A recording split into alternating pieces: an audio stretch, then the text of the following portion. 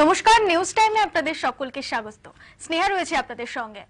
আজকে যে বিষয় নিয়ে আমরা আলোচনা করব, যে দীর্ঘ সময় ধরে চিকিৎসার পরও কোনো রোগ থেকে নিরাময় না পাওয়ার নেপথ্যে প্রথম যে কারণ থাকে তা হলো অটো ইমিউন ডিজিজ। ইতিমধ্যেই দেখা যাচ্ছে যে অটো ইমিউন ডিজিজের সংখ্যা বাড়ছে, এই রোগে আক্রান্ত হয়ে বহু মানুষের মৃত্যু হচ্ছে। কিন্তু এর কারণ কি, কিভাবে মিলবে এর প্রতিকার, তা নিয়েই আজ আলোচনা করব আমরা। আজ আমাদের সঙ্গে রয়েছেন দুজন চিকিৎসক অর্ঘ্য চট্টোপাধ্যায় এবং চিকিৎসক পার্থজিৎ দাস। দুজনকে স্বাগত জানাবো নিউজ টাইমের পর্দায়। তবে যে আলোচনা আজকে আমরা করব, যে অটো ইমিউন ডিজিজ অত্যন্ত ভয়াবহ একটি রোগ। প্রথমে আসবো অর্ঘ্যবাবু আপনার কাছে, যে মূলত এই অটো ইমিউন ডিজিজ মানে আমরা কি বুঝি? অটো ইমিউন কথাটাকে যদি ভাঙা যায় তাহলে ওটার মধ্যেই জিনিসটা লুকিয়ে আছে। মানে যেখানে মানুষের ইমিউন সিস্টেম নিজেই নিজের এগেনস্টে লড়াই করছে এবং তার জন্য যে সব রোগের উৎপত্তি হচ্ছে সেগুলোকে অটো ইমিউন ডিজিজ বলে। যদি আর একটু ডিটেলসে বলি, যে মানুষের যে ইমিউন সিস্টেম আছে সেই ইমিউন সিস্টেমটা যখন একটা বাচ্চা মায়ের পেটে থাকে তখন তার ডেভেলপমেন্ট হয়। ইমিউন সিস্টেমের যে সেলগুলো আছে তাদের একটা ট্রেনিং হয়, যে কোনটা নিজের এবং কোনটা বাইরের সেটা চিনতে শেখা, এবং সেই চেনার উপর বেসিস করেই কিন্তু বডিকে প্রোটেকশন দেয়। তো যখনই একটা বাচ্চা ভূমিষ্ঠ হচ্ছে তখন সেই সেলগুলো অ্যাক্টিভেট হয়ে পড়ছে এবং বাইরের থেকে যা আসছে সেগুলোকে দেখেও রেকগনাইজ করছে, বুঝতে পারছে কিছু সিগন্যাল দেখে যে না, এটা আমার বডির জিনিস নয় এবং এটাকে নষ্ট করে ফেলতে হবে।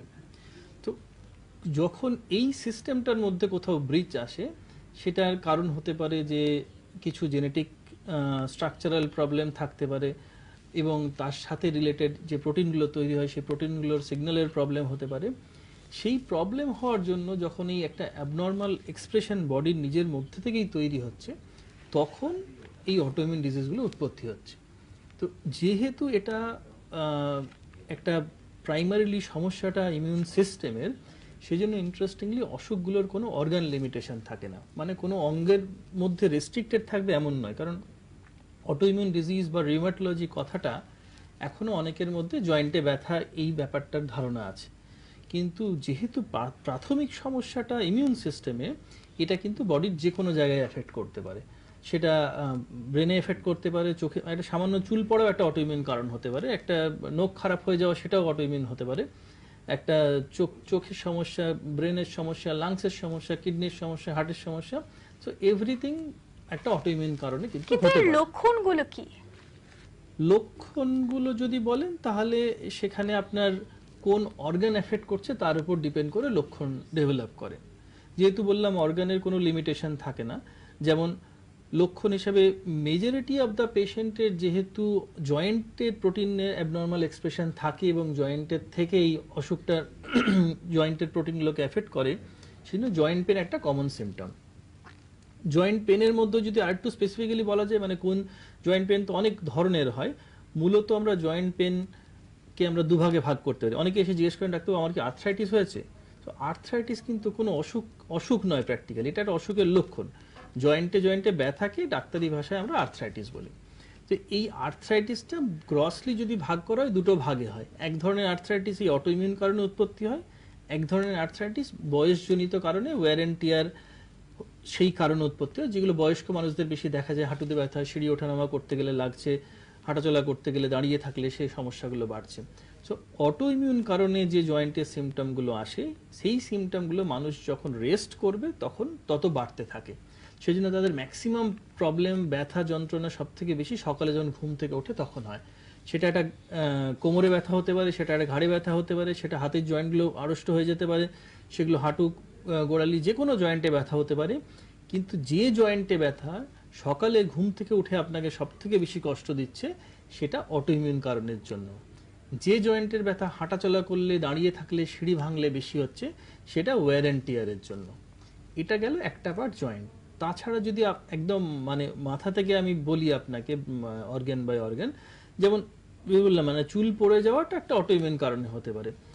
বেশ কিছু অটোইমিউন অসুখ আছে যেখানে খিঁচুনি হতে পারে, ব্রেনে স্ট্রোক হতে পারে। তারপর যদি চোখে আসি, বারবার চোখ লাল হয়ে যাচ্ছে, কারণ পাওয়া যাচ্ছে না, সেটাও কিন্তু একটা অটোইমিউন কারণে হতে পারে। ইভেন এই কিছুদিন আগে জোগ্রেন সিনড্রোম ডে বলে একটা ডে গেল, একটি অসুখ যেখানে মানুষের শুধুমাত্র চোখ ড্রাই হতে পারে, মানে চোখের জল শুকিয়ে যাচ্ছে বা মুখ শুকিয়ে যাচ্ছে, সেটা কিন্তু একটা অটোইমিউন ডিজিজের লক্ষণ হতে পারে।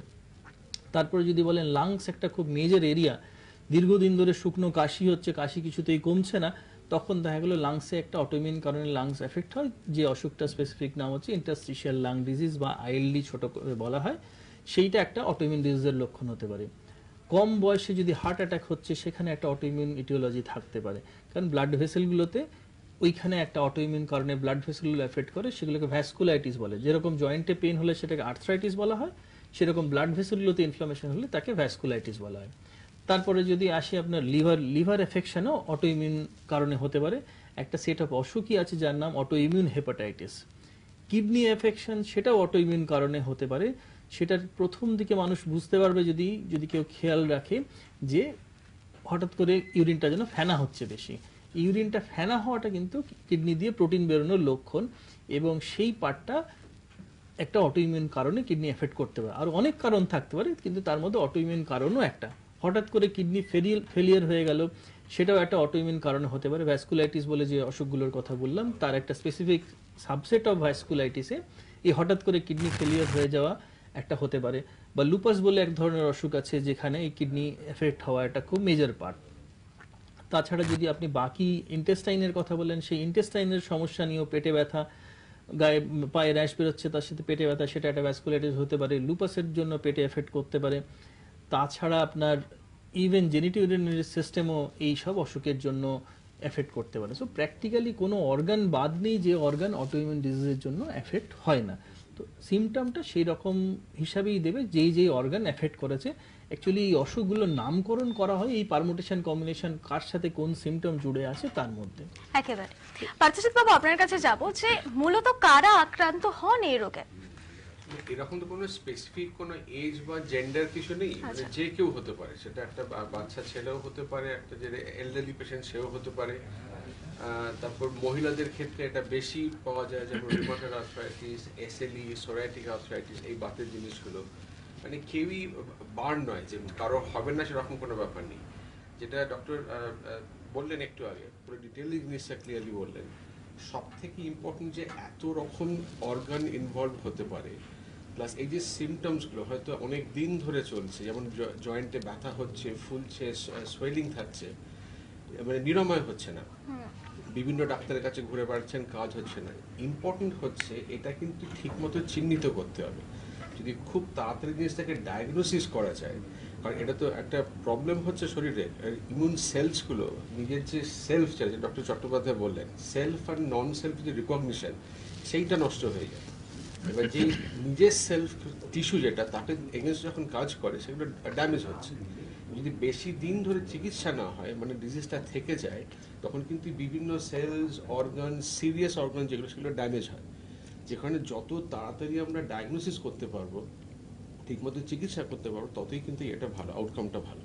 তবে যে কোয়েশ্চেন যেটা আপনি করলেন, মানে কেউই কিন্তু মানে বার নয়, সবারই হতে পারে, সে বাচ্চা হোক, মানে মহিলা হোক, ছেলে হোক, বয়স্ক, সবারই হতে পারে না, কিন্তু আমাদের সাধারণ মানুষের মধ্যে তো একটা প্রশ্ন থাকে যে এই রোগ হওয়া মানে মৃত্যু অবধারিত, সেটাই কি ঠিক?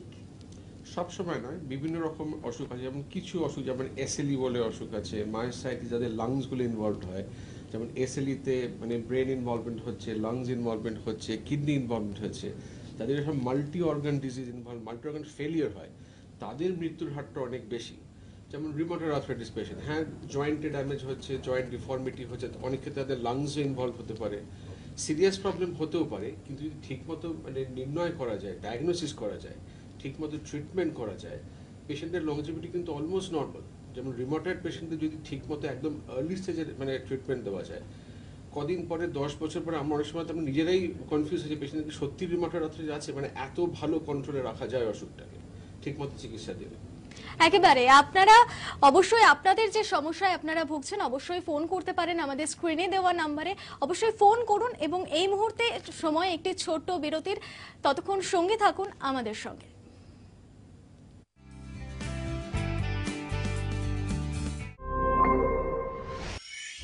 সপ্তাহান্তে কেমন থাকবে কলকাতা সহ দক্ষিণবঙ্গের আবহাওয়া তার পূর্বাভাসে হাওয়া অফিসের তরফ থেকে যেটা জানানো হয়েছে, দক্ষিণ পশ্চিম মৌসুমী অক্ষরেখা ইতিমধ্যেই বাংলার উপর দিয়ে বঙ্গোপসাগর পর্যন্ত বিস্তৃত রয়েছে। তার পাশাপাশি ঘূর্ণাবর্ত সেটিও গাঙ্গেয় পশ্চিমবঙ্গের উপরে অবস্থান করছে। ঘূর্ণাবর্ত এবং মৌসুমী অক্ষরেখা এই দুয়ের জোড়া ফলাতেই সপ্তাহান্তে দক্ষিণবঙ্গের সমস্ত জেলাতেই হালকা থেকে ভারী বৃষ্টির পূর্বাভাস দেওয়া হয়েছে। মূলত পশ্চিমাঞ্চলের 4 জেলা অর্থাৎ বীরভূম, মুর্শিদাবাদ, পুরুলিয়া এবং পশ্চিম বর্ধমান, এই 4 জেলায় ভারী বৃষ্টির পূর্বাভাস রয়েছে। বাদবাকি সমস্ত জেলাতেই বজ্রবিদ্যুৎ সহ মাঝারি থেকে ভারী বৃষ্টির পূর্বাভাস। শনিবার বৃষ্টির পরিমাণ বেশ কিছুটা বাড়তে পারে। শহর কলকাতার পূর্বাভাসে আলিপুর আবহাওয়া দপ্তর যেটা জানিয়েছে, শুক্রবার সকাল থেকেই আংশিক মেঘলা আকাশ এবং বিক্ষিপ্তভাবে কয়েক পশলা বৃষ্টি ইতিমধ্যেই হয়ে গিয়েছে। দিনভর এই লাগাতার বৃষ্টির জেরে সর্বোচ্চ এবং সর্বনিম্ন তাপমাত্রা স্বাভাবিকের থেকে অনেকটাই নিচে নেমে গিয়েছে। সপ্তাহান্তেও সেই একই আবহাওয়া বজায় থাকবে। সর্বোচ্চ এবং সর্বনিম্ন তাপমাত্রা শহর কলকাতার ক্ষেত্রে থাকবে 28 ডিগ্রি সেলসিয়াস এবং 26 ডিগ্রি সেলসিয়াসের আশেপাশে। বাতাসে জলীয় বাষ্পের পরিমাণ 91 থেকে 98%। গত 24 ঘন্টায় বৃষ্টি হয়েছে 47 মিলিমিটার। উত্তরবঙ্গের আবহাওয়ার পূর্বাভাসে হাওয়া অফিস যেমনটা জানিয়েছে যে ওপরের দিকের যে জেলাগুলি রয়েছে অর্থাৎ কালিম্পং, দার্জিলিং, জলপাইগুড়ি এবং আলিপুরদুয়ার, এই জেলাগুলিতে ভারী বৃষ্টির পূর্বাভাস রয়েছে। অন্যান্য যে জেলা অর্থাৎ কোচবিহার, মালদহ এবং উত্তর ও দক্ষিণ দিনাজপুর, সেখানেও বৃষ্টিপাত অব্যাহত থাকবে। সপ্তাহান্তে এই একই আবহাওয়া থাকছে উত্তরবঙ্গের ক্ষেত্রে এবং যেটা বলা হচ্ছে আলিপুর আবহাওয়া দপ্তরের তরফ থেকে যে আগস্ট এবং সেপ্টেম্বর মাসে স্বাভাবিক বা তার থেকে বেশি বৃষ্টি হওয়ার সম্ভাবনা রয়েছে দক্ষিণবঙ্গের জেলাগুলিতে। এবং যেভাবে বর্ষার মরশুম বা লাগাতার বৃষ্টি চলছে, সেক্ষেত্রে দক্ষিণবঙ্গের কিছু জেলায় নিচু এলাকা প্লাবিত হওয়ার সম্ভাবনা এবং ভারী বৃষ্টির জেরে দৃশ্যমানতা অনেকটাই কমে যেতে পারে এবং বৃষ্টিপাতের কারণে বেশ কিছু জায়গায় যানজট বা বাড়ি ভেঙে পড়ার মতো দুর্ঘটনা ঘটতে পারে। সেই কারণেই বাসিন্দাদেরকে আলাদা করে সতর্কতামূলক ব্যবস্থা নেওয়ার কথা বলা হয়েছে আলিপুর আবহাওয়া দপ্তরের তরফ থেকে। ক্যামেরায় সুব্রত চট্টোপাধ্যায়ের সঙ্গে মৌমিতা মিত্র, নিউজ টাইম, কলকাতা। সপ্তাহান্তে কেমন থাকবে কলকাতা সহ দক্ষিণবঙ্গের আবহাওয়া তার পূর্বাভাসে হাওয়া অফিসের তরফ থেকে যেটা জানানো হয়েছে, দক্ষিণ পশ্চিম মৌসুমী অক্ষরেখা ইতিমধ্যেই বাংলার উপর দিয়ে বঙ্গোপসাগর পর্যন্ত বিস্তৃত রয়েছে। তার পাশাপাশি ঘূর্ণাবর্ত সেটিও গাঙ্গেয় পশ্চিমবঙ্গের উপরে অবস্থান করছে। ঘূর্ণাবর্ত এবং মৌসুমী অক্ষরেখা এই দুয়ের জোড়া ফলাতে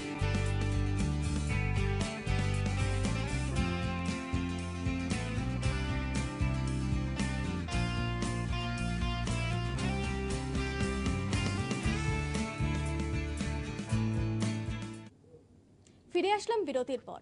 আপনারা আপনাদের সমস্যা অবশ্যই জানাতে পারেন। সরাসরি চিকিৎসকেরা রয়েছেন আমাদের সঙ্গে, তারা উত্তর দেবেন আপনাদের সমস্যার। তবে জানিয়ে রাখি যে ফোন করুন 03340340077 বা 03340340050 এই নম্বরে আপনারা ফোন করুন, আপনাদের সমস্যার কথা জানান আমাদের এবং সেই সমস্যার উত্তর দেবে আমাদের সঙ্গে থাকা চিকিৎসকেরা। তবে আবারও যাব আলোচনায় এবং প্রথমে জানতে চাইবো অর্কবাবু আপনার কাছে যে রিউম্যাটোলজির সঙ্গে এই রোগের কি সম্পর্ক? মানে রিউম্যাটোলজি একটা ডিসিপ্লিন যেটা রিলেটিভলি নতুন নামকরণ হয়েছে, যারা এই সমস্ত ধরনের অটোইমিউন অসুখগুলো ডিল করে। সো এটা আলাদা করে কিছু নয়, মানে যে ডিসিপ্লিনটা যেরকম কার্ডিওলজি হার্ট নিয়ে ডিল করে, নেফ্রোলজি কিডনি নিয়ে ডিল করে, গ্যাস্ট্রোএন্টারোলজি পেটের সমস্যা নিয়ে ডিল করে, সেরকম রিউম্যাটোলজি একটা ডিসিপ্লিন যারা এই সমস্ত অটোইমিউন ডিজিজ রিলেটেড যা অসুখ, সেটা ব্রেন হোক, চোখ হোক, নাক হোক, কান হোক, what ever it may be, কিন্তু এই অল টুগেদার যারা এই জিনিসটা নিয়ে ডিল করে সেই ডিসিপ্লিনটার নাম রিউম্যাটোলজি। আচ্ছা, আমরা ইতিমধ্যেই জানতে পেরেছি যে একটি নতুন নয়া চিকিৎসা কেন্দ্র খুলতে চলেছে এবং সেটা আমাদের জন্য অত্যন্ত সুখবর, কারণ এর আগেও আমরা দেখেছি যারা এই রোগে আক্রান্ত হয়েছেন তাদেরকে ছুটতে হতো দক্ষিণ ভারতে। সেটা অত্যন্ত দুর্ভাগ্যজনক ছিল, তবে এবারে সেই সুখবর আমাদের কাছে পৌঁছেছে। সেটাই একটু ব্যাখ্যা করুন পার্থজিৎ বাবু। হ্যাঁ, আমাদের এখানে কলকাতার বুকে একটা নতুন ইনস্টিটিউট খোলা হয়েছে, যেটার নাম হচ্ছে Asian institute of immunology and rheumatology, AIIR। এটা নিউ টাউনে এখন আছে। এটাই ইউনিকনেসটা হচ্ছে এখানে সব রকম রিউমাটোলজি ওরিয়েন্টেড চিকিৎসা পসিবল। এখানে 8 জন অ্যাডাল্ট রিউমাটোলজিস্ট আছেন, পিডিয়াট্রিক রিউমাটোলজিস্ট মানে অ্যাডাল্ট রিউমাটোলজি এবং বাচ্চাদের যে রিউমাটোলজি আসেন সব একসাথে করা যায়। এতক্ষণ ধরে ডিসকাশনটা হলো যে এটা মাল্টি সিস্টেমিক ডিজিজ, এখানে চোখ involvement, lung involvement, heart involvement সবই হতে পারে। এখানে সব রকম স্পেশালিস্ট আছে, লাং স্পেশালিস্টও আছে, যারা সবাই অত্যন্ত মানে well established, lung specialist, eye specialist, kidney specialist, আমাদের এখানে কি বলে স্পেসিফিক ক্লিনিক আছে, যেমন অটোইমিউন লিভার ক্লিনিক আছে, আইএলডি ক্লিনিক আছে মানে লাংয়ের জন্য, চোখের স্পেশালিস্ট ক্লিনিক আছে, অটোইমিউন কিডনি ডিজিজ ক্লিনিক আছে, যেগুলো আর কোথাও নেই। প্লাস এছাড়াও বেশ কিছু ইনস্ট্রুমেন্টস, এখানে একটা ওয়ান স্টপ সার্ভিস, মানে একজন পেশেন্ট যদি সেখানে আসে, সে সব রকম স্পেশালিস্ট ডাক্তারকে দেখিয়ে সব রকম টেস্ট একই ছাদের তলায় করে একবারে ফিরে যেতে পারবে। বেশ কিছু স্পেশালিস্ট টেস্ট, যেমন নেল ফোর ক্যাপিলারোস্কোপ বলা হয়, যেটা এই কলকাতায় বা এই চত্বরে ইস্টার্ন ইন্ডিয়াতে কোনো সেন্টারে নেই।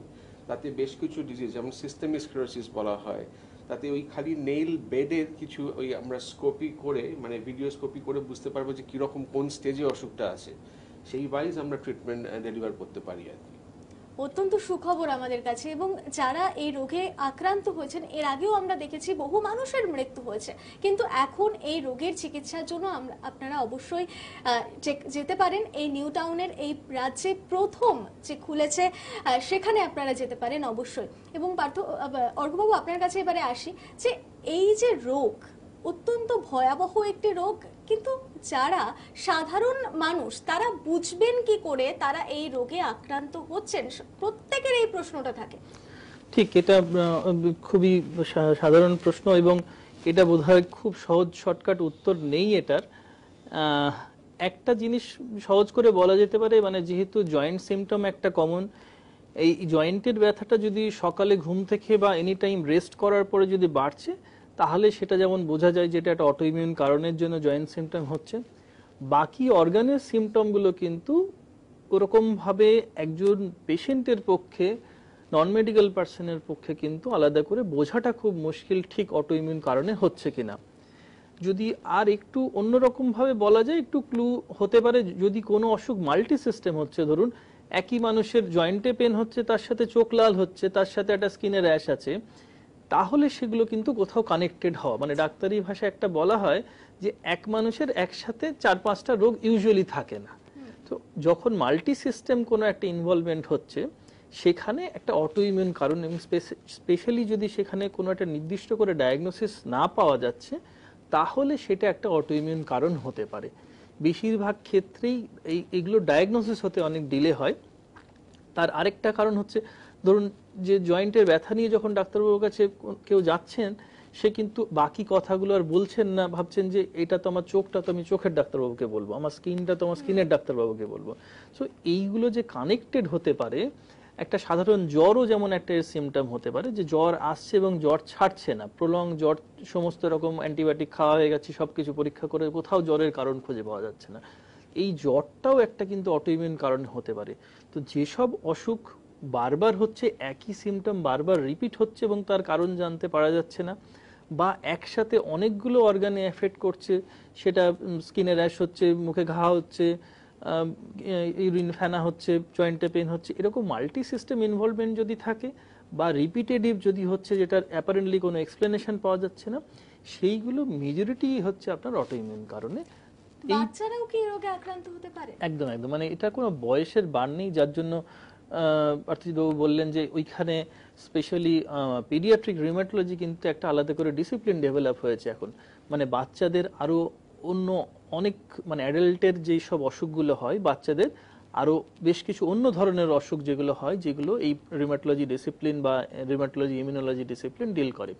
বাচ্চা বলতে মানে একদম 2-3 মাসের বাচ্চারও হতে পারে, এবং তারপর থেকে তো এজের কোনো বার নেই। এবং বাচ্চাদের আরও কিছু স্পেসিফিক সেট অফ অসুখ হয়, যেগুলো আমরা হয়তো খুব একটা এই অঞ্চলে আলোচনা হয় না, সেটা হচ্ছে প্রাইমারি ইমিউন ডেফিসিয়েন্সি বলে কিছু অসুখ হয়, যেখানে আমরা যে অটোইমিউন ডিজিজের কথাটা নিয়ে আলোচনা করছি এতক্ষণ ধরে, অটোইমিউন ডিজিজ একটা স্পেকট্রাম, যেখানে ইমিউন সিস্টেমটা বিগড়ে গেছে, বিগড়ে যাওয়ার জন্য সে নিজের বডিকে র্যান্ডামলি এফেক্ট করছে, নিজের বডির এগেনস্টে লড়াই করছে, তাকে ড্যামেজ করছে। অন্য একটা এক্সট্রিম পর্যায়ে হচ্ছে ইমিউন ডেফিসিয়েন্সি, মানে যেখানে ইমিউন সিস্টেমটা নন ফাংশনিং, যেটা আমরা শুনতে অভ্যস্ত এইচআইভি বলে যে অসুখটাতে, যেখানে ইমিউনিটি একদম কমে যায়। সেই রকম বেশ কিছু অসুখ আছে যেগুলোকে আমরা ডাক্তারি ভাষায় বলি প্রাইমারি ইমিউন ডেফিসিয়েন্সি, মানে সেকেন্ড এইচআইভি একটা সেকেন্ডারি কজ, মানে একটা ইনফেকশন হলো, তার জন্য ইমিউনিটি কমে গেল। বা ডায়াবেটিস হলো তার জন্য ইমিউনিটি কমে গেল, এই অসুখগুলোকে বলা হয় প্রাইমারি ইমিউন ডেফিসিয়েন্সি, যেখানে ইমিউনিটি কমে যাওয়ার জন্য মানুষের সেট অফ অসুখ হয়। এবং সেটা কিন্তু অ্যাজ সিম্পল অ্যাজ বারবার ইনফেকশন। তো কোনো বাচ্চা যদি বারবার ইনফেকশন হচ্ছে, সেটা মানে অ্যাজ সিভিয়ার যেন নিউমোনিয়া হয়ে গেল, তার জন্য একটা বাচ্চাকে ভর্তি করে আইভি অ্যান্টিবায়োটিক দিতে হলো, সেটা যদি বছরে 2-3বারের বেশি লাগছে, তাহলে কিন্তু সেটা একটা পয়েন্ট অফ সাসপিশন হতে হবে যে এই বাচ্চার প্রাইমারি ইমিউন সিস্টেমে কোনো সমস্যা আছে কিনা। এবং সেটাও একটা ভালো খবর যে এই প্রাইমারি ইমিউন ডেফিসিয়েন্সির জন্য কিন্তু ওখানে একটা আলাদা করে ক্লিনিক চালু হয়েছে, এবং ওর জন্য যে স্পেশালাইজ টেস্টগুলো সেগুলো কিন্তু এতদিন পর্যন্ত পূর্ব ভারতে হতো না, আমাদেরকে অন্য জায়গায় পেশেন্ট পাঠাতে হতো, কারণ ওই টেস্টগুলো ব্লাড পাঠিয়ে করা যায় না, ফ্রেশ ব্লাড থেকে করতে হয়। সেই টেস্টিং এর সিস্টেমটাও কিন্তু এখানে একেবারে ডেভেলপ আসবো করা আলোচনায়। তবে আমাদের সঙ্গে একজন দর্শক বন্ধু রয়েছেন, কে রয়েছেন এবং কোথা থেকে বলছেন? হ্যালো, এবার দাও, কাউন্ট দাও। আপনার নাম এবং তুমি কোথা বলবে থেকে এরকম সাউন্ড বলছেন? জিনিস করো, আসতে দাও। শোনা যাচ্ছে আমার কথা? টিভির অডিওটা মিউট করে আমাদের সঙ্গে কথা বলুন। সাউন্ড দাও, শুনতে পাচ্ছি না। হ্যালো, হ্যালো, শুনতে পাচ্ছেন? আমারটা দেয়নি তো। আপনি কি কথা শুনতে পারছেন আমার? যোগাযোগ বিচ্ছিন্ন হয়েছে। আরো একজন দর্শক বন্ধু রয়েছেন আমাদের সঙ্গে। হ্যালো, কে রয়েছেন, কোথা থেকে বলছেন? হ্যালো, কি হলো? টিভি সাউন্ডটা মিউট করে আমাদের হ্যালো? সঙ্গে কথা বলুন। কে বলছেন, কোথা থেকে বলছেন? বললাম কি হলো, লাইন কেটে গেছে। আপনি কি শুনতে পাচ্ছেন? বলুন দেখি কি, আমি মোবাইলে। টিভি সাউন্ডটা মিউট করে আমাদের সঙ্গে ফোনে কথা বলুন। হ্যালো, আমাদের সঙ্গে যোগাযোগ বিচ্ছিন্ন হয়েছে যান্ত্রিক গোলযোগের কারণে। আমরা যেরকম আলোচনা করছি, হ্যাঁ, তো এটাই আর কি, মানে বয়সের এই জন্য কোনো বার নেই, এবং বাচ্চাদের জন্য না আরো অনেক নতুন নতুন অসুখ যেগুলো বয়স্ক মানুষদের হয়তো দেখা যায় না, যার মধ্যে যেটা নিয়ে আমরা আলোচনা করছিলাম প্রাইমারি ইমিউন ডেফিসিয়েন্সি, এটা সেট অফ অসুখ। মানে কারোর বাচ্চার যদি বারবার ইনফেকশন হচ্ছে, সেখানে কিন্তু ইমিউন সিস্টেমের একটা সমস্যা থাকতে পারে, সেটা চেক না করলে বোঝা যাবে না। এবং সেগুলোর জন্য মোস্ট ইম্পর্টেন্ট যে স্পেসিফিক ওষুধপত্র আছে, সেইগুলোর চিকিৎসা করলে সেই জায়গাটা থেকে আটকানো যাবে। কারণ অনেক সময় অনেক আনফরচুনেট ঘটনা দেখি যে খুব কম বয়সে একটা শুনলেন হয়তো বাচ্চাটা একটা ইনফেকশন হয়ে মারা গেল, এরকম ঘটনা কিন্তু অনেক একেবারে সময়। আমরা ফোনে যোগাযোগ করতে পেরেছি, আবার আমাদের সঙ্গে যোগাযোগ করেছেন। হ্যালো, কে বলছেন, কোথা থেকে বলছেন? এটা কিসের লক্ষণ? অটো ইমিউনিটি হতে পারে। আরো একবার প্রশ্নটা করুন। Immunity, auto immunity. আপনার কথা পরিষ্কার নয়।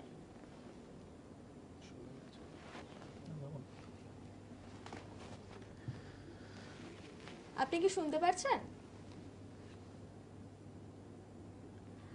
আমরা যেরকম আলোচনা করছিলাম। তো না, আর আপনি যেটা বলছি, যেটা অর্ঘবাবু বললেন এক্ষুনি, এই বাচ্চারা বিভিন্ন ক্ষেত্রে বিভিন্ন ডাক্তারের কাছে ঘুরছে, কখনো হচ্ছে সাইনাস ইনফেকশন হচ্ছে, লাং ইনফেকশন হচ্ছে, বারবার হসপিটাল অ্যাডমিশন হচ্ছে, প্রত্যেকবারই একটা কোর্স ওই অ্যান্টিবায়োটিক্স খাচ্ছেন বিভিন্ন ডাক্তারের কাছে ঘুরে।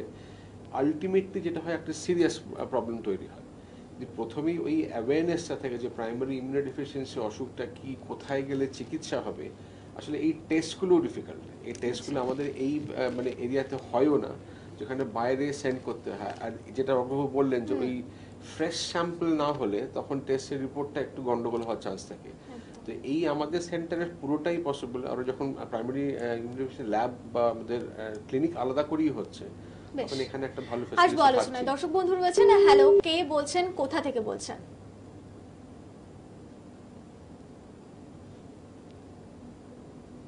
আমাদের সঙ্গে যান্ত্রিক ত্রুটি হয়েছে, যে আলোচনা আমরা করছিলাম। তো এটা একটা যেমন দিক আলোচনা। আরেকটা বাচ্চাদের বেশ কিছু, মানে বাচ্চাদের ক্ষেত্রে সিস্টেমিক সিমটম বলি আমরা, যেমন এই জ্বর আসছে, তার সাথে র্যাশ বেরোচ্ছে, এইগুলো আরো একটা সেট আপ অসুখ হয় অটো ইনফ্লামেটরি সিনড্রোম বলে। সেই অসুখগুলো কিন্তু প্রিভ্যালেন্স ওয়াইজ যদি দেখা যায় অনেক বেশি প্রিভ্যালেন্ট। তো সেই জায়গাগুলোর অনেক ক্ষেত্রেই দেখা গেছে ডায়াগনোসিস হচ্ছে না বা হতে অনেক ডিলে হচ্ছে। এবং ওই আবার বললাম যেটার থেকে কথাটা উঠলো যে কিভাবে একটা মানুষ বুঝবে, মানে যখন মাল্টি সিস্টেম হচ্ছে বা কোনো সিমটম, একই সিমটম বারবার ঘুরে আসছে যেটার কোনো অ্যাপারেন্ট এক্সপ্লেনেশন পাওয়া যাচ্ছে না, সেই জায়গাটার থেকে কিন্তু চিন্তা ভাবনার জায়গাটা রাখতে হবে যে কোনো রকম অটো ইমিউন ডিজিজ বা কোনো রকম immune deficiency depending on symptom, এগুলোর মধ্যে কোনোটাতে ভুগছেন কিনা। তাদের লাইফস্টাইলও তো অনেকটা বদলে যাবে পার্থিব বাবু। লাইফস্টাইল ডেফিনেটলি একটা তো চেঞ্জেস আনতেই হবে, সে যেরকম ডায়াবেটিস হয়, একদম আমরা এই আলোচনাতেই আসবো। দর্শক বন্ধু রয়েছেন, কে রয়েছেন, কোথা থেকে রয়েছেন? হ্যালো, শুনতে পাচ্ছেন?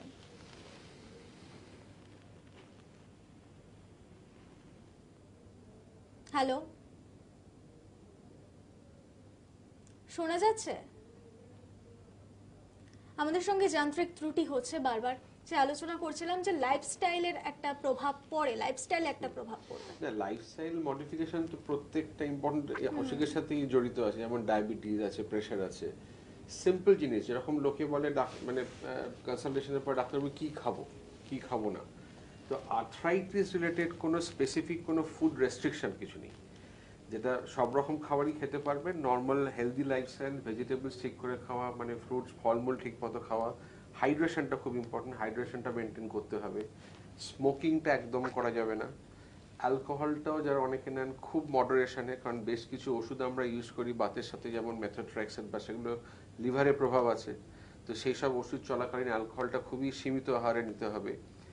রেগুলার এক্সারসাইজ যেটা খুব ইম্পর্টেন্ট, মানে কম বয়সী পেশেন্টদের এবং যারা একটু বৃদ্ধ পেশেন্ট তাদের জন্য অনেক রকম এক্সারসাইজ আছে, যেমন একেবারে আমরা আবারও যোগাযোগ করতে পেরেছি আমাদের দর্শক বন্ধুর সঙ্গে। কে বলছেন, কোথা থেকে বলছেন? ম্যাডাম আমি চন্দন দাস বলছি, বেহালা থেকে বলছি। নমস্কার, বলুন কি সমস্যা? নমস্কার ম্যাডাম। ডাক্তারবাবু নমস্কার। বলছিলাম ডাক্তারবাবু আমার মানে কোমরে একটু ব্যথা হয়, আর দুটো যে আমার মানে আপার পোর্শন আছে না হাঁটু থেকে, সেখানে খুব ব্যথা হয়। কোমর এবং হাঁটুতে ব্যথা? হ্যাঁ, হাঁটু থেকে ওপর পোর্শনটা, মানে যেটাকে আমরা থাই বলি। আচ্ছা, হাঁটুর ওপরের কাপ, পোরশন। হ্যাঁ, আর কাপ মার্সেলে প্রচন্ড ব্যথা হয়, এতটাই রাত্রিবেলা ব্যথা হয় মানে ঘুমাতে পারি না। কতদিন ধরে ভুগছেন? এটা ধরুন 8-10 বছর। 8-10 বছর। ডাক্তার দেখিয়েছেন? ডাক্তার দেখিয়েছি, কেউ বলে হাঁটুতে ব্যথা আছে এমআরআই করতে, কেউ বলে কোমরে ব্যথা আছে এমআরআই বেশ, করতে। আপনি শুনতে অ্যাকচুয়ালি পান। আমার তো কাপ, ওনার কোমরে এবং হাঁটুতে ব্যথা দীর্ঘ প্রায় 8 থেকে 10 বছর ধরে। বয়স কত? ওনার সঙ্গে মানে যোগাযোগ যদি মানে এটাকে ব্রডলি বলি, মানে এটা যে জন্য বয়সটা জিজ্ঞেস করলেন, এই কোমরের ব্যথাটার আবার ওই একই কথা, কোমরের ব্যথাটা যদি সকালে ঘুম থেকে উঠে হচ্ছে তাহলে সেটা অটোইমিউন কারণে হতে পারে, এবং সেই যে কারণে কোমরের ব্যথা সেই কারণে হাঁটুতেও ব্যথা হতে পারে। ইউজুয়ালি সেগুলো স্পন্ডিলোআর্থ্রোপ্যাথি বলে এক ধরনের অসুখ, ব্রড গ্রুপ হয়, সেটা তার স্পেসিফিক কিছু টাইপ, যে অ্যাঙ্কিলোজিং স্পন্ডিলাইটিস তার একটা টাইপ, কখনো তার সাথে স্কিন র্যাশ থাকে যেটাকে সোরিয়াসিস বলে, সোরিয়াটিক আর্থ্রাইটিস বলা হয়। কিছু কিছু ক্ষেত্রে কোলনে আলসার থাকতে পারে, তার সাথে সেটার সাথেই আর্থ্রাইটিস হয়। তো ওভারঅল গ্রুপটার নাম স্পন্ডিলোআর্থ্রোপ্যাথি, যেখানে ইনফ্লামেশন হয় মেনলি স্পাইন বরাবর জয়েন্টগুলো এবং হাঁটু, গোড়ালি এইসব জায়গাগুলোতে, এবং সেখানে চোখের ইনফ্লামেশন হতে পারে, তাদের বারবার চোখ লাল হতে পারে। তো এই ক্ষেত্রে আমাদের জানা যেটা দরকার, যেটা মানুষটার বয়স কত, কারণ এই অসুখগুলো ইউজুয়ালি 40-এর পরে শুরু হয় না, 40-45 ম্যাক্সিমাম। তো অসুখটা শুরুটা বিয়ন্ড দ্যাট এজ হলে অসুখটা হওয়ার সম্ভাবনা গ্র্যাজুয়ালি কমে যায়। এবং যদি এই সিমটমগুলো ইনফ্লামেশনের মতন না থাকে, মানে যখন রেস্ট করলে বাড়ার মতন সিমটমগুলো যদি না থাকে, তাহলে ওই একই ধরনের জিনিস যদি কাজ করলে বাড়ছে, দাঁড়িয়ে থাকলে বাড়ছে, হাঁটাচলা করলে বাড়ছে, সেগুলো হাড়ের ক্ষয় হওয়ার জন্য বয়সকালে, যেগুলো খুব কমনলি আমাদের একটা এক্সরে করলে স্পন্ডালাইটিস, ডাক্তার মতো স্পন্ডালাইটিস আছে। তো এই জিনিস স্পন্ডালাইটিস বেসিক্যালি একটা এক্সরে চেঞ্জকে যার নাম দেওয়া হয়েছে স্পন্ডালাইটিস, কিন্তু সেটারও যদি এক ধাপ ভিতরে ঢোকা যায় তাহলে সেখানে যেটা হয়, হাড়ের ক্ষয় হয় বয়সের সাথে, যেটাকে ডাক্তারি ভাষায় অস্টিওপোরোসিস বলা হয়। তো যত হাড় ক্ষয় হবে তত সেখানে ড্যামেজ হবে, সেখানে ছোট ছোট ফ্র্যাকচার হবে, এবং ফ্র্যাকচারের যে রেজাল্টেন্ট চেঞ্জগুলো সেগুলো এক্সরেতে ওরকম ভাবে দেখা যায়। একেবারে আমাদের সঙ্গে আরেকজন দর্শক বন্ধু রয়েছেন নদিয়া থেকে, সুজিত বিশ্বাস। বলুন আপনার কি সমস্যা? আচ্ছা ম্যাডাম, বলছি আমার বয়স হচ্ছে 34 বছর, বুঝলেন তো? শুনতে পাচ্ছেন? হ্যাঁ বলুন। হ্যাঁ বলছি, আমার মানে একটু হাঁটা চলা করলে ডান পায়ের মানে নিচে মানে গিটের কাছে ব্যথা হয়, মানে হাঁটতে পারি না এরকম অবস্থা। বলুন। মানে ডান পায়ে মানে হাঁটলে পরে ব্যাপক পরিমাণে ব্যথা হয় ডান পায়ে, মানে একটু বেশি হাঁটলে। ডান পায়ের মানে ওই গিটের কাছে ব্যথা হয় খুব। গিটের কাছে। আপনার বয়স কত? 34। 34। বেশ, শুনতে থাকুন। হ্যাঁ, এখন যদি তার মানে এটা ইয়াং পেশেন্ট, ইয়াং পেশেন্ট যখন হয় তখন আমাদের যেটা বললেন যে আমাদের তখন ইনফ্লামেশন আছে কিনা, মানে বাত আছে কিনা দেখতে হয়। এইটাই যখন বয়স্ক পেশেন্টদের হয় তখন হয়তো অস্টিওআর্থ্রাইটিস, অস্টিওপোরোসিস এগুলো আমরা চিন্তা করব। তো ইনি বলছেন একটা জয়েন্টে, একটা পায়ে, হাঁটু বা অ্যাঙ্কেল। তো বেশ কিছু মানে আমাদের ডেফিনেটলি যদি পারসিস্ট করে, হয়তো ব্যথার ওষুধ খাচ্ছে, ব্যথার ওষুধ খেয়েও কমছে না, তখন আমাদের দেখতে হবে বাত আছে কিনা। তার জন্য কিছু স্পেশাল টেস্টও করতে হবে। যেমন অনেক ক্ষেত্রেই কম বয়সী গাউট বলে একটা হয়, প্রচন্ড সিভিয়ার ব্যথা হতে পারে, তারও ট্রিটমেন্ট আছে। এবার অনেক ক্ষেত্রেই রিউমাটয়েড আর্থ্রাইটিস বা এগুলো খুব কম সংখ্যক পেশেন্টদের মধ্যে একটা জয়েন্ট থেকে শুরু হয়, তারপর জিনিসটা ছড়িয়ে যায় বিভিন্ন জয়েন্টে। তো যদি ওষুধ খেয়ে বা মোটামুটি যা ট্রিটমেন্ট পাচ্ছেন, যদি কম দিনে মানে কয়েকদিনের মধ্যে ট্রিটমেন্ট রেসপন্স না হয়, তাহলে কিন্তু কোনো একজন যে স্পেশালিস্টকে দেখিয়ে ঠিকমতো চিকিৎসা করাটা দরকার। বেশ, আমাদের সঙ্গে আরেকজন দর্শক রয়েছেন ভাঙুর থেকে, নীলকান্ত পাল। বলুন আপনার কি সমস্যা? হ্যালো, হ্যাঁ বলুন। বলছি আমার ছেলের বলুন। মানে ওর মায়ের ওইটা আছে, হঠাৎ রাত্রে শুয়ে থাকতে থাকতে একটা পায়ের শিরা টান আপনার ধরে। কথা পরিষ্কার নয়। আপনার ছেলের? আমার ছেলের পায়ে শিরা। হ্যাঁ। আমার ছেলে নার্সিং করছে এখন, ও কিন্তু মায়ের ওইটা আছে, ওই পায়ের শিরা রাতে করে ওই পেশিটা, নিচের পেশিটা টান ধরে খুব জোর। টান ধরলে চিৎকার করে ওঠে। এখন দেখছি আমার ছেলে ওটাই, ওর বয়স হচ্ছে এখন এই সবে 20 বছর, ও নার্সিং করছে, ও পায়ের ওই পেশিটা খুব জোর টান ধরে।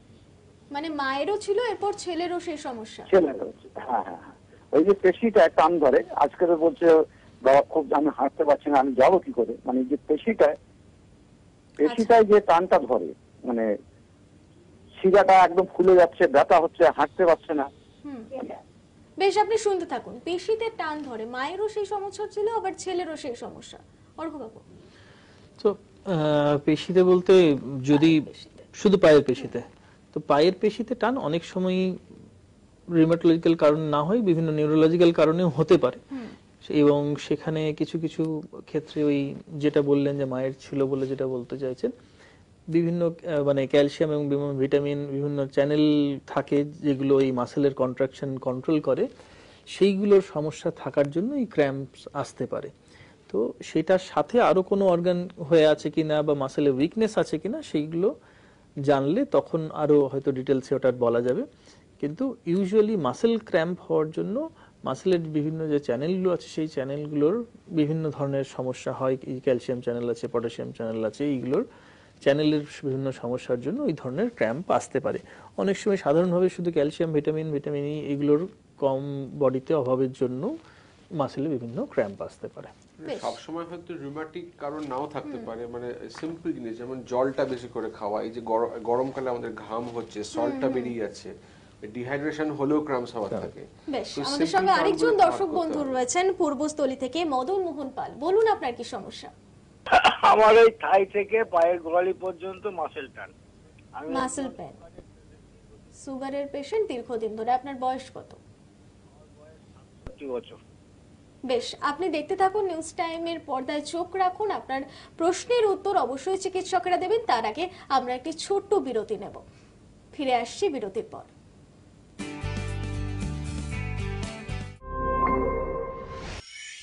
সপ্তাহান্তে কেমন থাকবে কলকাতা সহ দক্ষিণবঙ্গের আবহাওয়া, তার পূর্বাভাসে হাওয়া অফিসের তরফ থেকে যেটা জানানো হয়েছে, দক্ষিণ পশ্চিম মৌসুমী অক্ষরেখা ইতিমধ্যেই বাংলার উপর দিয়ে বঙ্গোপসাগর পর্যন্ত বিস্তৃত রয়েছে। তার পাশাপাশি ঘূর্ণাবর্ত, সেটিও গাঙ্গেয় পশ্চিমবঙ্গের উপরে অবস্থান করছে। ঘূর্ণাবর্ত এবং মৌসুমী অক্ষরেখা এই দুয়ের জোড়া ফলাতেই সপ্তাহান্তে দক্ষিণবঙ্গের সমস্ত জেলাতেই হালকা থেকে ভারী বৃষ্টির পূর্বাভাস দেওয়া হয়েছে। মূলত পশ্চিমাঞ্চলের 4 জেলা অর্থাৎ বীরভূম, মুর্শিদাবাদ, পুরুলিয়া এবং পশ্চিম বর্ধমান। এই 4 জেলায় ভারী বৃষ্টির পূর্বাভাস রয়েছে, বাদবাকি সমস্ত জেলাতেই বজ্রবিদ্যুৎ সহ মাঝারি থেকে ভারী বৃষ্টির পূর্বাভাস। শনিবার বৃষ্টির পরিমাণ বেশ কিছুটা বাড়তে পারে।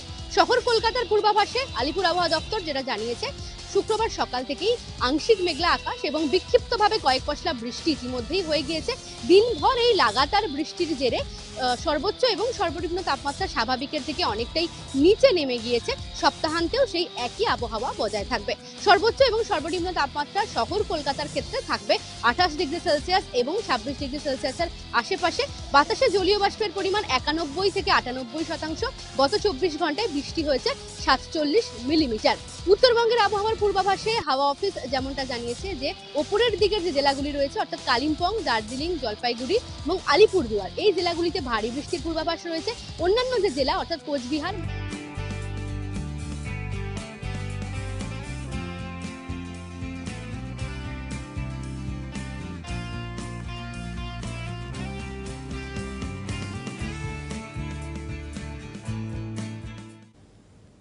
ফিরে আসলাম বিরতির পর। পূর্বস্থলী থেকে প্রশ্ন করেছিলেন মদন মোহন পাল, সেই উত্তরটা। তো এইখানে আবার একটু ঘটনার মধ্যে টুইস্ট আছে। মাসেল পেন বললে কিন্তু আবার কিছু কিছু অটোইমিউন অসুখ আছে যেগুলোকে মায়োসাইটিস বলা হয়, যেখানে মাসেলে প্রাইমারিলি ইনফ্লামেশন, আর কোথাও কিছু নাও থাকতে পারে। তার সাথে কিছু কিছু ক্ষেত্রে স্কিন র্যাশ থাকে।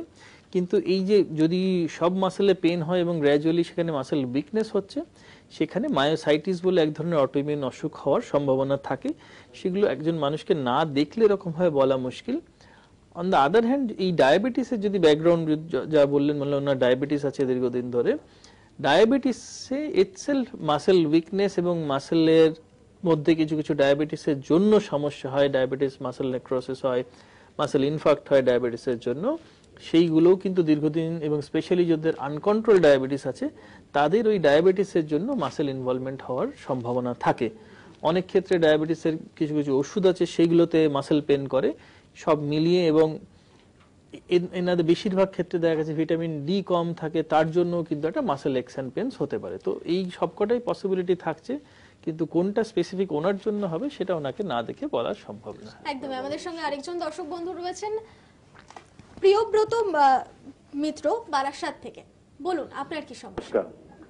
বলছি, আমি যখন শুই বিছানায়, এবার ধরুন কোনো সময় ঘুমের ঘরে হোক বা নর্মালি হোক, হাতটা ভাঁজ করে মাথার নিচে দিই। এবারে পরে যখন আমি হাতটাকে স্ট্রেট করি বা সোজা করি বা করি, তখন কনুই দিয়ে মানে প্রচন্ড পেন হয়, মানে স্ট্রেট করা যায় না। এবারে আবার দু হাতে। এবার সকালবেলা আমি মর্নিং ওয়াক করি, কেন আমার ট্রেন বসেছিল তো। এবার ডাক্তার আমাকে বলেছিলেন যে রেগুলার মোটামুটি 8 ঘন্টা ওয়ার্কিং এর মধ্যে থাকতে। তা আমি নর্মালি করি যেটা রোজই, কিন্তু এই হাতের এই কনুইটা বিশেষ করে শীতকাল আসলে মানে এক মগ জল বা একটা মোটামুটি 100 গ্রামের কিছু তুলতে গেলে প্রচুর পেন হয় কনুইতে। ঠিক আছে, বেশ, আপনি শুনতে থাকুন। মানে ওনার কোনোই ব্যথা হয়, মানে রাতের বেলা শোয়ার সময় ভাঁজ করে হাত রাখলে বা মর্নিং ওয়াকের সময় হাত যখন বিভিন্নভাবে উনি করছেন তখন কোনোই প্রচন্ড ব্যথা হয়। সব থেকে যেটা কমনলি কনুইতে ব্যথা হয়, যেটা টেনিস এলবো বলে, মানে সেটা কোনোভাবে ইনজুরি হয়েছে বা ওভার ইউজ, অনেকক্ষণ একই পশ্চারে কাজ করে যাওয়া। অনেক ক্ষেত্রে রাত্রিবেলা শোয়ার সময় জানতে হবে কনুইটা ফুলেছে কিনা। যদি ফুলে না থাকে, হয়তো গরম হয়ে আছে ফুলে, তখন আমাদের দেখতে হবে বাত আছে কিনা। যদি টেনিস এলবো হয়, মানে কনুইর ব্যথা অনেক কারণেই হতে পারে, কিন্তু যদি এটা ঠিক মতো এক্সামিন না করে তো বলা সম্ভব নয়। ওই টেনিস এলবো ট্রিটমেন্ট কিন্তু রেস্ট যতটা পারা, একটু বরফ দিতে পারেন, একটু ব্যথার ওষুধ খেয়ে দেখা সেটা কমছে কিনা। অনেক সময় একটা টেনিস এলবো ব্যান্ড মতো আছে, সেটাও দেওয়া যেতে পারে। তবে যদি এটা পারসিস্ট করে, অনেক সময় নার্ভাস সিমটমসও হতে পারে, ওটা রেডিয়েট করছে কিনা, হাতের দিকে নামছে কিনা সেগুলো দেখতে হবে। মানে এই কনুইর এখানে বেশ কিছু নার্ভ আছে, যখন রাত্রিবেলা আমরা ঘুমাই তখন সে নার্ভের প্রেশার পড়ে, ওই আলনার নার্ভের, তখন সেই ডিস্ট্রিবিউশনে তখন পেইন সিমটমসগুলো আসার চান্স থাকে আর কি। তো এই পুরো জিনিসটাই দেখতে হবে প্রবলেমটা কোথায়, সেই ওয়াইজ অ্যাসেসমেন্ট অনুযায়ী ট্রিটমেন্ট দিতে হবে। একদমই না দেখে বলাটা অসম্ভব। এবং আমাদের সঙ্গে আরেকজন দর্শক বন্ধু রয়েছেন সিঙ্গুর থেকে, বসুদেব দত্ত। বলুন আপনার কি সমস্যা। আমি তো এমনি ডায়মন্ড জুয়েলারিতে কাজ করি, পাটা মুড়ে মুড়ে কাজ করতে হয়। এবার সেই জন্য রাত্রির বেলা আমার হাঁটুতে একটু বেশ কট কট করে মতো আওয়াজ হয়, আর পায়ের একটুখানি মানে শিরাটা টান টান ধরে। সেটা কেন হয় সেটা আমি বুঝতে পারছি না। শিরায় টান ধরে? আপনার বয়স? শিরায় টান ধরে, আর প্লাস রাত্রিরে যখন শুয়ে থাকি না, আমাদের মিসেসও বলে তোমার নাকি পায়ের হাঁটুতে মটমট করে একটা আওয়াজ হয়, কটকট করে একটা আওয়াজ মতো হয়। আচ্ছা, তা কতদিন ধরে হচ্ছে এই সমস্যা?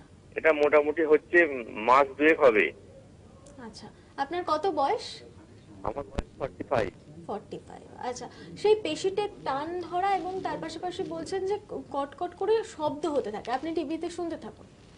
তো টান ধরার ব্যাপারটা আমরা আগেও যেরকম আলোচনা করলাম যে বিভিন্ন মাসেলের মানে ক্যালসিয়াম ভিটামিনের অভাবের জন্য সেগুলো টান ধরতে পারে।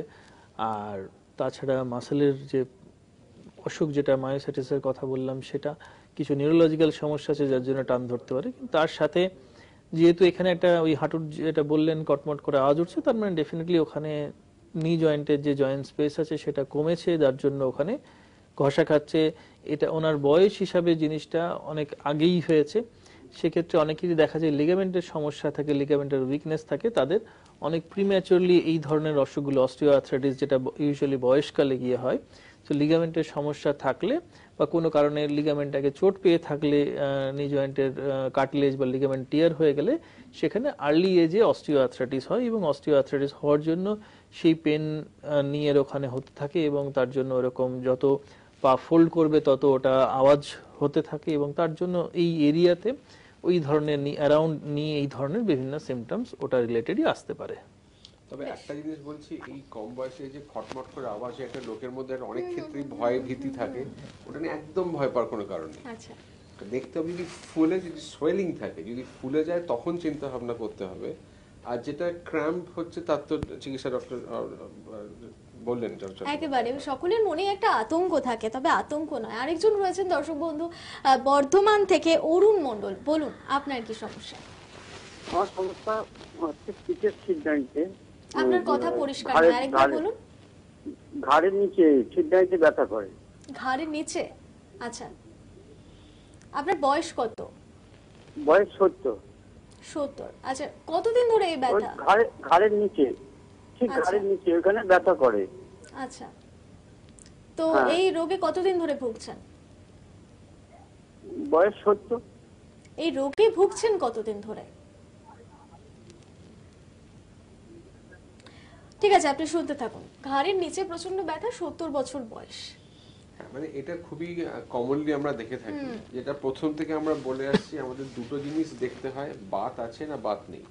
তবে এই 70 বছরে ঘাড়ের ব্যথা most likely wear and tear, যেটা ড্যামেজের জন্য হচ্ছে, যেটাকে আমরা অস্টিওআর্থ্রাইটিস অফ দ্য স্পাইন, মানে সার্ভিক্যাল স্পাইনের যেটা। এবার তার ট্রিটমেন্ট হচ্ছে কিছুটা ব্যথার ওষুধ, অনেক সময় মাসেলটা স্প্যাজম থাকে, টাইট হয়ে থাকে, সেটাকে রিলিজ করার জন্য মাসেল রিল্যাক্সেশন খাওয়া যেতে পারে। ভালো করে ফিজিওথেরাপি করতে হবে, অ্যান্ড পশ্চার কন্ট্রোল, মানে যদি আপনি মাথা নিচু হয়ে অনেকক্ষণ ধরে পড়েন সেইগুলো বন্ধ করতে হবে। যে যে কারণে ঘাড়ের উপর প্রেশার পড়ছে সেইগুলোকে একটু কি বলে ইয়ে করতে হবে, অ্যাভয়েড করতে হবে। তো এটা মনে হয় না খুব সিরিয়াস কিছু, তবে যদি সিরিয়াস সাইন, যদি হয়তো নার্ভের প্রেশার পড়ছে, হয়তো নার্ভের সিমটমস হাতের দিকে নামছে, হাত পা ঝিনঝিন করছে, বা হাতে কোনো উইকনেস দেখা যায়, তখন ওই সার্ভাইকাল প্রবলেম, তখন সেটাকে ঠিকমতো ইনভেস্টিগেট করতে হবে। বেশ, ওই একই সাথে আবার যদি ওই ঘাড়ের ব্যথাটা আবার সকালে ঘুম থেকে উঠে বেশি হচ্ছে, তাহলে আবার কিছু কিছু সেটআপ অসুখ আছে যেগুলো বয়সকালেই অটোইমিউন কারণে হতে পারে। পলিমাইলজিয়া রুমাটিকা বলে এক ধরনের বাতের সমস্যা। তো সেইটা ওই সিমটম কখন হচ্ছে, কিভাবে বাড়ছে, কিভাবে কমছে, এই প্রতিটা তথ্যই খুব গুরুত্বপূর্ণ। কারণ রিউমাটোলজির ডায়াগনোসিসটা মোস্টলি কিন্তু ক্লিনিক্যাল ডায়াগনোসিস, সেই জন্য হিস্ট্রিটার উপরে অসম্ভব আমরা ডিপেন্ডেন্ট। যত ভালো উনি হিস্ট্রি দিতে পারবেন তত অসুখটা প্রিসাইজলি নির্ণয় করা যাবে। একেবারে আমরা আবারও আলোচনায় আসবো, তবে এখন সময় ছোট্ট একটি বিরতির, সঙ্গে থাকুন।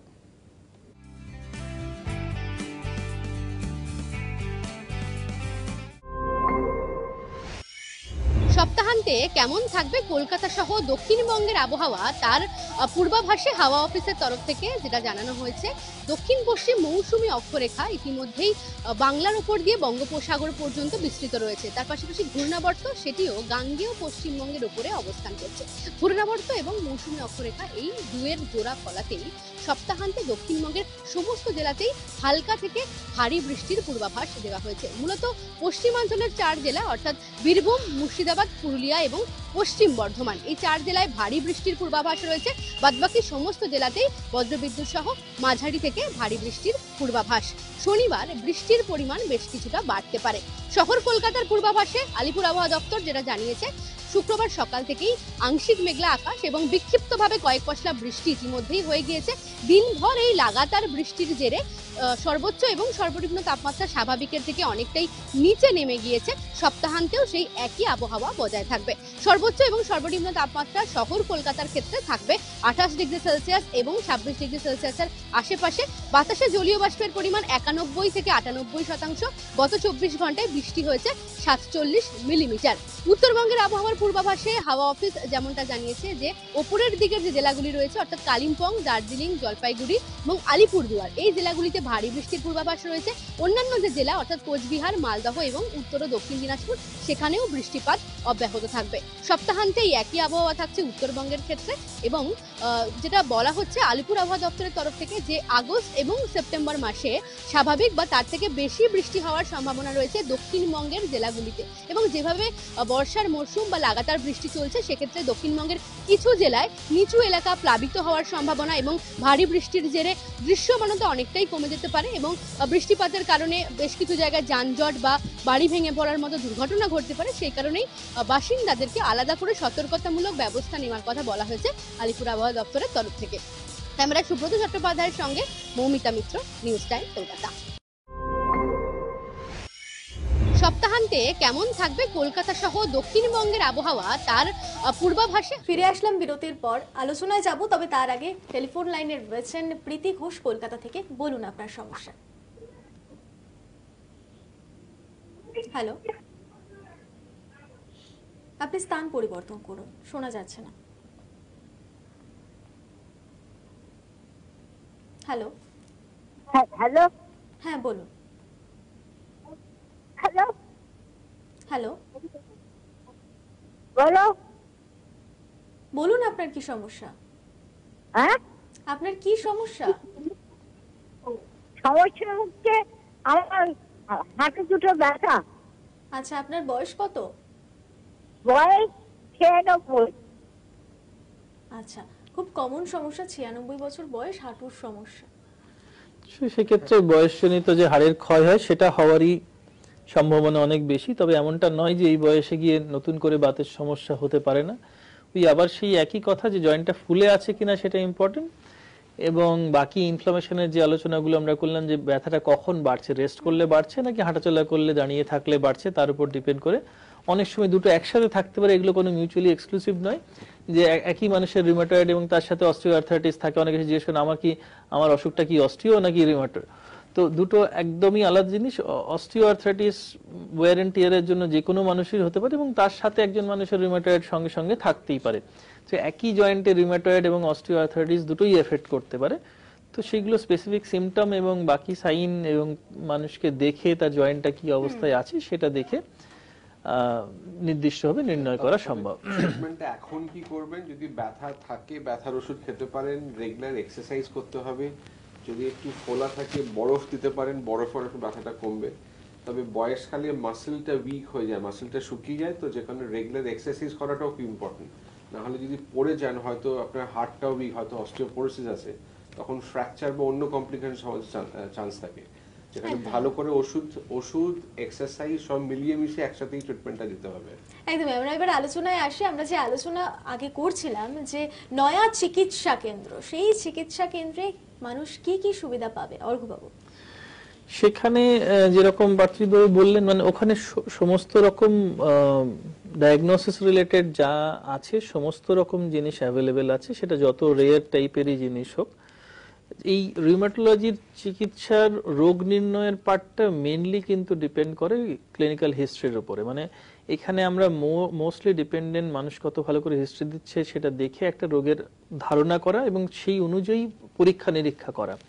রিউমাটোলজি ডিসিপ্লিনটা ঠিক সুগার বা থাইরয়েডের মতন নয় যেখানে শুধু একটা ব্লাড রিপোর্ট দেখে বলে দেওয়া যাবে যে তার সুগার হয়েছে বা থাইরয়েড হয়েছে। এখানে যে ধরনের রিপোর্ট করানো হয়, যে সমস্ত অটোইমিউন ডিজিজের মার্কার করানো হয়, সেগুলো ইভেন নর্মাল মানুষের 2 to 3% up to 5% লোকের পজিটিভ থাকতে পারে, আবার যার একদম ফ্লোরিড এই ধরনের অটোইমিউন ডিজিজের সমস্যা আছে তারও এই রিপোর্ট নেগেটিভ আসতে পারে। তো সেই জায়গাটা থেকে দাঁড়িয়ে হিস্ট্রি পার্টটা যেমন খুব ইম্পর্টেন্ট, তার জন্য ওখানে সমস্ত ধরনের স্পেশালাইজড ক্লিনিক থাকছে যেখানে স্পেশালাইজড এই ব্যাপারে যারা স্পেশালি ট্রেন্ড তারা এই জিনিসগুলো দেখছেন যাতে অসুখগুলো পিক আপ হওয়ার সম্ভাবনা অনেক বেটার থাকে। যদি পরীক্ষা নিরীক্ষার কথা বলেন, যাবতীয় মানে ব্লাড রিলেটেড সমস্ত ধরনের পরীক্ষা নিরীক্ষা ওখানে সম্ভব। রেডিওলজি রিলেটেড মানে সিটি স্ক্যান বলুন, এমআরআই বলুন, এই বয়সকালে হাড়ের ক্ষয় নিয়ে এতজন বললেন, সেটার জন্য বোন ডেনসিটি বলে এক ধরনের ডেক্সা স্ক্যান হয় যেখানে হাড়ের ঘনত্ব কতটা আছে সেইটা মাপা, সেই পরীক্ষা ওখানে অ্যাভেলেবেল। ইভেন যে কথাটা একটু আগে উনি বললেন যে নেল ফোল ক্যাপিলারোস্কোপি, সেটা ইস্টার্ন ইন্ডিয়াতে আর কোথাও এই ধরনের মেশিন নেই যেখানে হাতের নখের ওখানে ব্লাড ভেসেল দেখে অসুখের ধরন এবং তার প্রকোপ কতটা কি আছে সেইটা নির্ণয় করা সম্ভব। সেজন্য সমস্ত ধরনের ইনভেস্টিগেশন এবং এই জিনিসগুলো এবং ইন্টারভেনশন হিসেবে ডে কেয়ার হিসেবে বিভিন্ন ধরনের ধরুন ওষুধপত্র লাগে বিভিন্ন অনেকেরই, যারা মাল্টি অর্গান লুপাস বা ভ্যাসকুলাইটিস বা খুব সিভিয়ার রিউমাটয়েড যাদের এমনি ওষুধে কন্ট্রোল হচ্ছে না, যখন ইনজেকশন দিতে হচ্ছে, সেইগুলোরও কিন্তু ডে কেয়ার বেসিসে সেই সবের ফেসিলিটি এখানে থাকছে। এখনো পর্যন্ত এই ধরনের সমস্ত রকম মানে এই চিকিৎসার জন্য যেগুলো লাগার দরকার সেই সমস্ত রকম ফেসিলিটি ওখানে পাওয়া যাবে।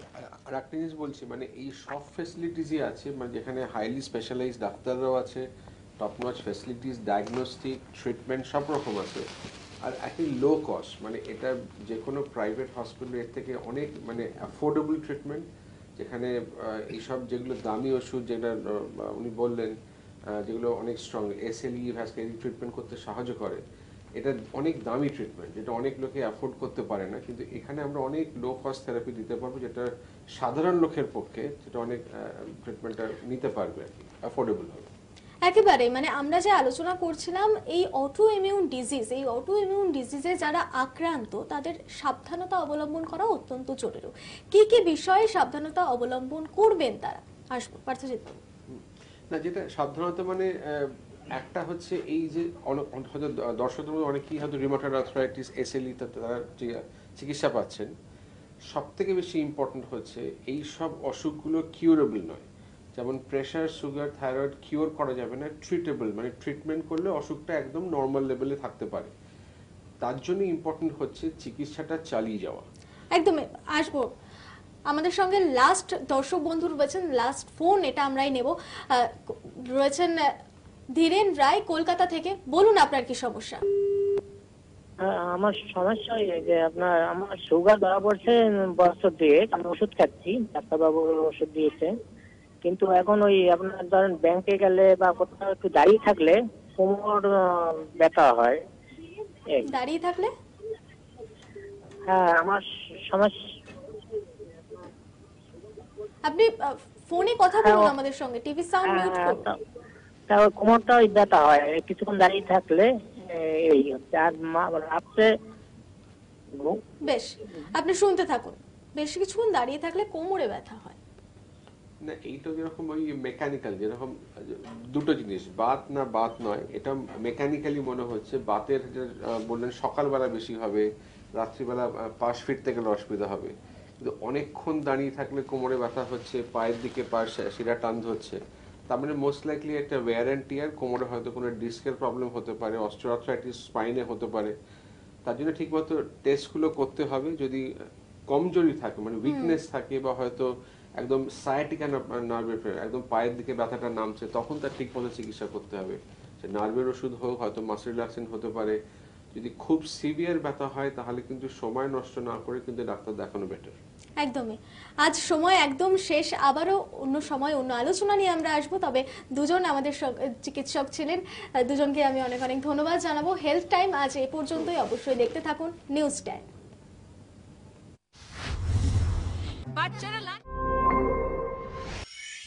সপ্তাহান্তে কেমন থাকবে কলকাতা সহ দক্ষিণবঙ্গের আবহাওয়া তার পূর্বাভাসে হাওয়া অফিসের তরফ থেকে যেটা জানানো হয়েছে, দক্ষিণ পশ্চিম মৌসুমী অক্ষরেখা ইতিমধ্যেই বাংলার উপর দিয়ে বঙ্গোপসাগর পর্যন্ত বিস্তৃত রয়েছে। তার পাশাপাশি ঘূর্ণাবর্ত সেটিও গাঙ্গেয় পশ্চিমবঙ্গের উপরে অবস্থান করছে।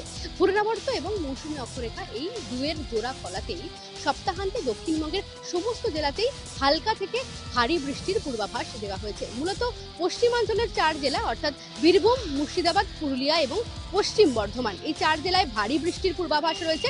বাদবাকি সমস্ত জেলাতেই বজ্রবিদ্যুৎ সহ মাঝারি থেকে ভারী বৃষ্টির পূর্বাভাস। শনিবার বৃষ্টির পরিমাণ বেশ কিছুটা বাড়তে পারে। শহর কলকাতার পূর্বাভাসে আলিপুর আবহাওয়া দপ্তর যেটা জানিয়েছে, শুক্রবার সকাল থেকেই আংশিক মেঘলা আকাশ এবং বিক্ষিপ্ত